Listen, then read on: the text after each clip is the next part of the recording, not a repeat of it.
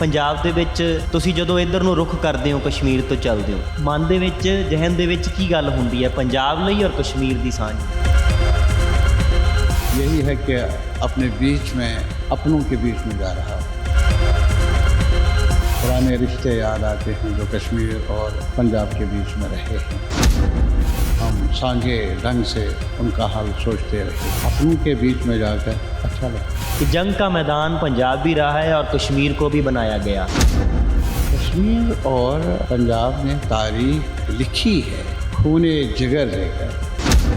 बदकिस्मती से कश्मीर को संभाला नहीं गया, लेकिन पंजाब के साथ भी कुछ ज़्यादा अच्छा नहीं हुआ।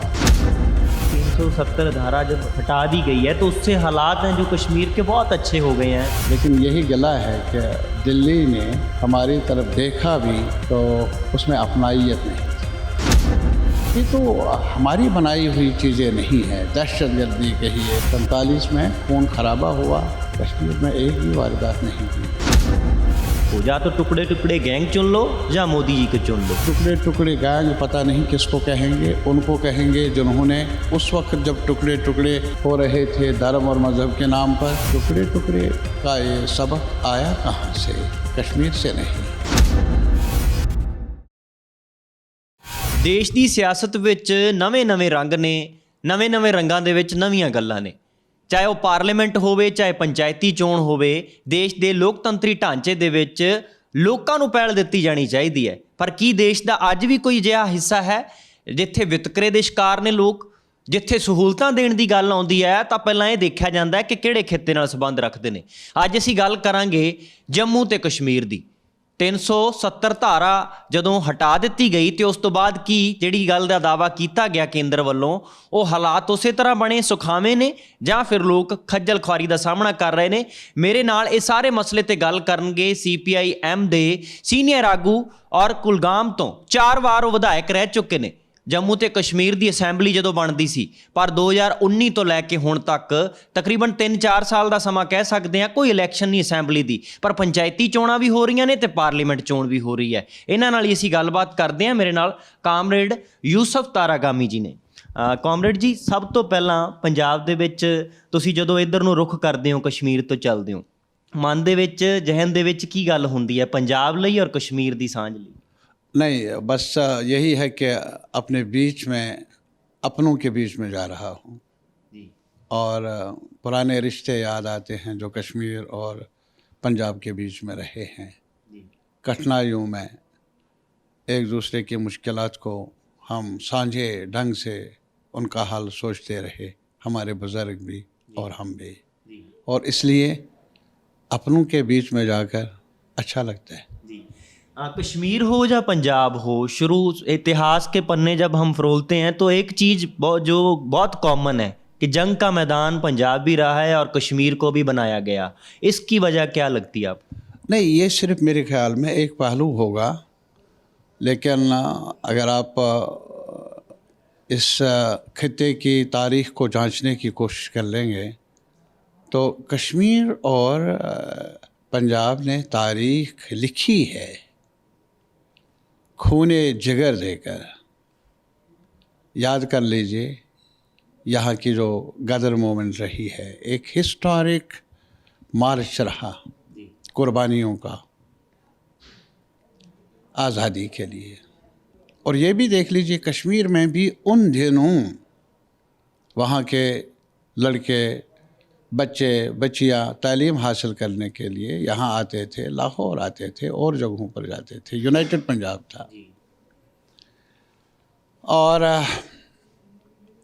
एक मिलाप रहा है नई दुनिया बसाने का, एक साथ ज़िंदगी जीवन का सफ़र तय करने का, नई सुबह का। याद कीजिए आप, जब यहाँ किचलू साहब जलियांवाला बाग में जो वो सानिया, हिस्टोरिक सानिया, बदकिस्मती का सानिया पेश आया, तो किचलू साहब थे जिनको गिरफ़्तार किया गया था। उससे पहले उनका भी ताल्लुक़ था कश्मीर के साथ। ताल्लुक़ इस लिहाज से नहीं कि वो मज़हबी बुनियादों पर, बल्कि इस वजह से भी कि वैल्यूज़ जो थे, कदरें जो थी, आज़ादी की तड़प जो थी, तमन्ना थी, एक साथ मिलकर ब्रिटिश के ख़िलाफ़ लड़ने की, तो वो एक रिश्ता बना है बहुत उर्से का। और बदकिस्मती से कश्मीर को संभाला नहीं गया, उसमें बाद में आऊँगा, लेकिन पंजाब के साथ भी कुछ ज़्यादा अच्छा नहीं हुआ, अपनों से भी। दिल्ली से बैठकर जब देखा जाता है कश्मीर की ओर, तो कुछ अलग सी नज़र से देखा जाता है, लेकिन ये दावे भी किए गए कि 370 धारा जब हटा दी गई है तो उससे हालात हैं जो कश्मीर के बहुत अच्छे हो गए हैं। आप क्या कहना चाहोगे, क्या हुआ है वहाँ पे? हमने तब देखा था दिल्ली की तरफ, पहले तो हमारा आना जाना रहा लाहौर के साथ, पढ़ाई भी थी, हमारे जो सीनियर्स हैं, और अमृतसर के साथ तिजारत, सब कुछ आना जाना यहाँ रहा। लेकिन आज़ादी के बाद कश्मीर ने उम्मीद का दामन थामा था, दिल्ली से कुछ आवाज़ आई थी कि एक साथ चलने की, और इस वजह से हमने नया रिश्ता जोड़ने की कोशिश की। लेकिन यही गिला है कि दिल्ली ने हमारी तरफ देखा भी तो उसमें अपनाइयत नहीं थी, अपनापन नहीं था।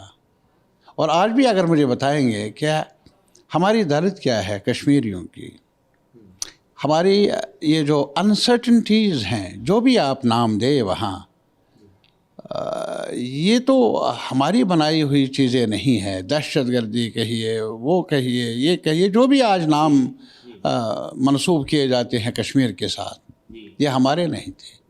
47 में खून खराबा हुआ पूरा, कश्मीर में एक भी वारदात नहीं हुई। और इसी वजह से हमने उस वक़्त मुस्लिम मेजॉरिटी एरिया था जम्मू कश्मीर, कश्मीर ख़ास तौर पर, हमने रिश्ता बांधा दिल्ली के साथ, मुल्क के साथ, ये जानकर कि रोशनी का कोई अलग अलग खानों में बांटा नहीं जा सकता, और शमा जो उसका भी कोई रंग नहीं होता है, एक ही रंग है कि उजाला करने का। तो इस वजह से हमने मज़हब के आधार पर नहीं, धर्म के आधार पर नहीं, हमने जो वैल्यूज़ पैदा हुए थे फ्रीडम स्ट्रगल में, उनके आधार पर रिश्ता जोड़ा था। और लोग बदले नहीं, यहाँ भी नहीं, वहाँ भी नहीं, बदले हुक्मरान।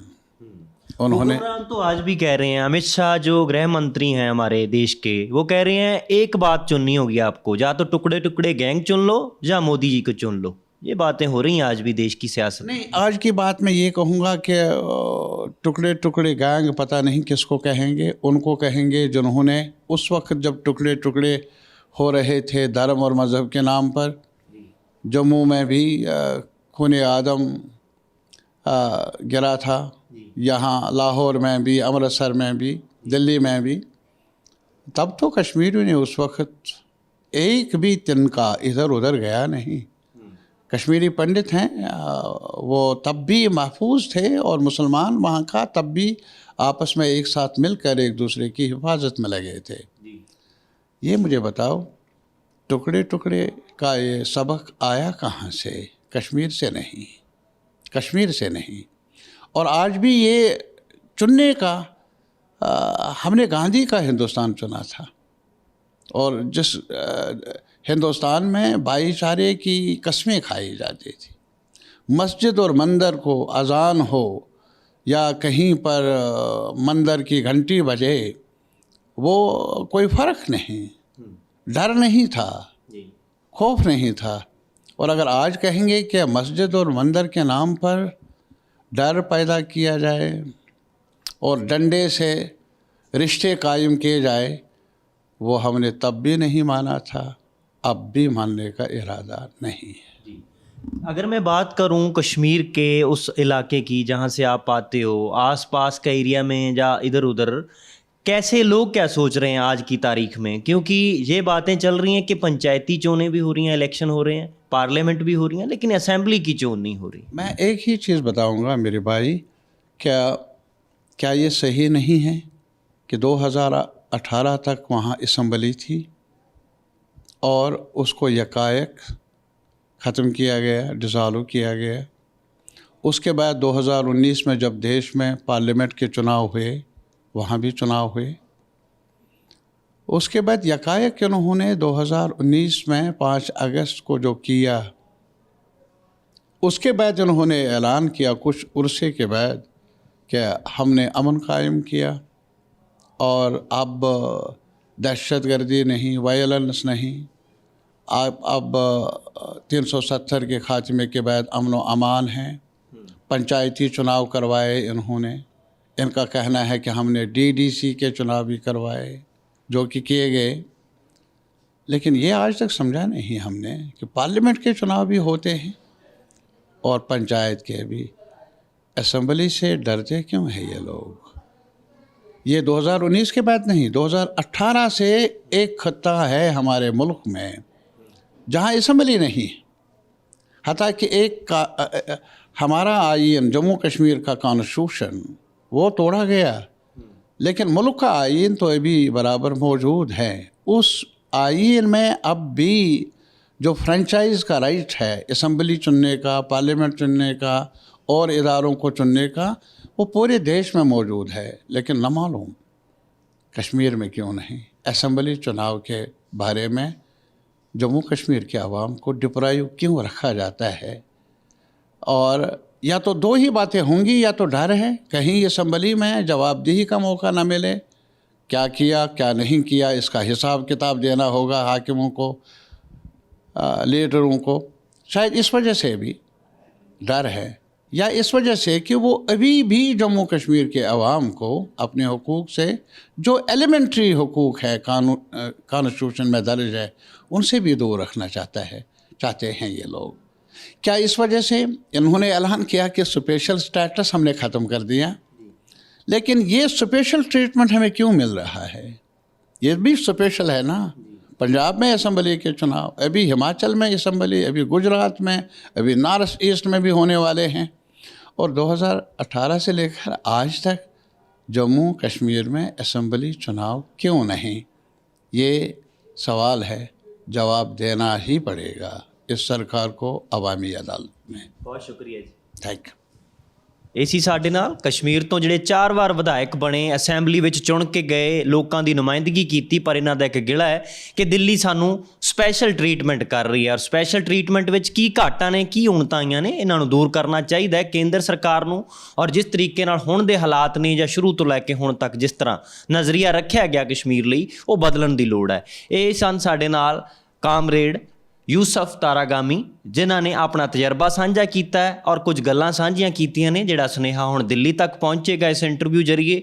ਔਰ ਹੁਣ ਅਸੀਂ ਵੀ ਉਮੀਦ ਕਰਾਂਗੇ ਕਿ ਜੇਕਰ ਲੋਕ ਉੱਥੋਂ ਦੇ ਜੋ ਚਾਹੁੰਦੇ ਨੇ, ਜੇਕਰ ਉਹਨਾਂ ਨੂੰ ਉਹ ਨਹੀਂ ਦਿੱਤਾ ਗਿਆ, ਤਾਂ ਫਿਰ ਲੋਕਤੰਤਰ ਮੁਕੰਮਲ ਨਹੀਂ ਹੈ, ਤਾਂ ਹੋਣਾ ਚਾਹੀਦਾ ਹੈ। ਇੱਕ ਨਾ ਇੱਕ ਦਿਨ ਜ਼ਰੂਰ ਲੋਕਾਂ ਨੂੰ ਸੰਤੁਸ਼ਟੀ ਹੋਣੀ ਚਾਹੀਦੀ ਹੈ, ਕਿਉਂਕਿ ਲੋਕਤੰਤਰ ਦੇ ਵਿੱਚ ਲੋਕ ਵੱਡੇ ਹੁੰਦੇ ਨੇ। ਸਾਥੀ ਕੈਮਰਾਮੈਨ ਮਨਦੀਪ ਸਿੰਘ ਦੇ ਨਾਲ ਸੰਦੀਪ ਲਾਦੂਕਾ, ABC ਪੰਜਾਬ, ਚੰਡੀਗੜ੍ਹ।